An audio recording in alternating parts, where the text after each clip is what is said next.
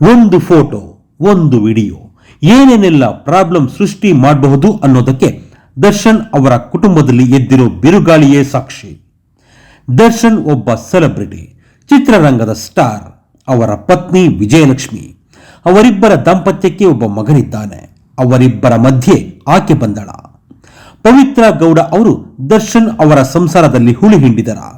ಒಟ್ಟಿನಲ್ಲಿ ದರ್ಶನ್ ಕುಟುಂಬದ ಜಗಳ ಮತ್ತೆ ಬೀದಿಗೆ ಬಂದಿದೆ. ಯಾಕಂದ್ರೆ ನಟಿ ಪವಿತ್ರ ಗೌಡ ವಿರುದ್ಧ ವಿಜಯಲಕ್ಷ್ಮಿ ದರ್ಶನ್ ಕೆರಳಿ ಕೆಂಡವಾಗಿದ್ದಾರೆ.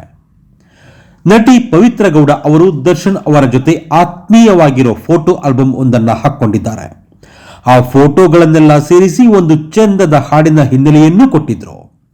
ಆ ಫೋಟೋ ಆಲ್ಬಮ್ಗೆ ಪವಿತ್ರ ಅವರು ಕೊಟ್ಟಿದ್ದ ಬ್ಯಾಕ್ ಗ್ರೌಂಡ್ ಸಾಂಗ್ ಒಂದು ಮಳೆ ಬಿಲ್ಲು ಒಂದು ಮಳೆ ಮೋಡ.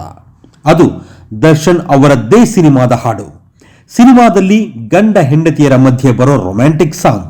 ಆ ಹಾಡಿನ ಬ್ಯಾಕ್ ಗ್ರೌಂಡ್ ಕೊಟ್ಟು ನಮ್ಮ ಸಂಬಂಧಕ್ಕೀಗ 10 ವರ್ಷ ಎಂದು ಬರ್ಕೊಂಡಿದ್ದಾರೆ ಪವಿತ್ರ ಗೌಡ.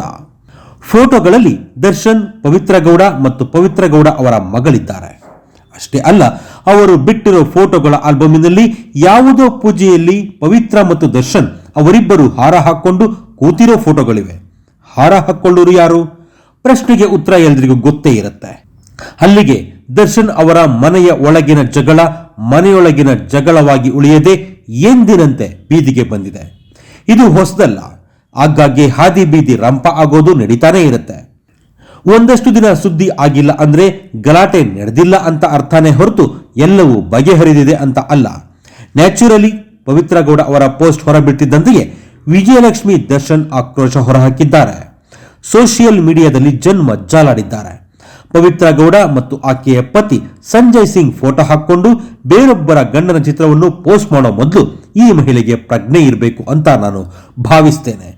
ಅದು ಅವಳ ಕ್ಯಾರೆಕ್ಟರ್ ಮತ್ತು ನೈತಿಕ ನಿಲುವಿನ ಬಗ್ಗೆ ಮಾತನಾಡುತ್ತೆ.